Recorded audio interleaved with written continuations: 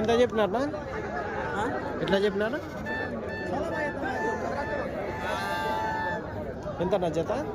17 జత 17,000 అయితే చెప్పినారు. చూడవచ్చు 7 యూట్యూబ్లోకినా చూసింటావు. సికేఎస్ కవీశ్వర్ అని జత 17,000 అయితే చెప్తున్నారు. 17 కదా కొన్నారా?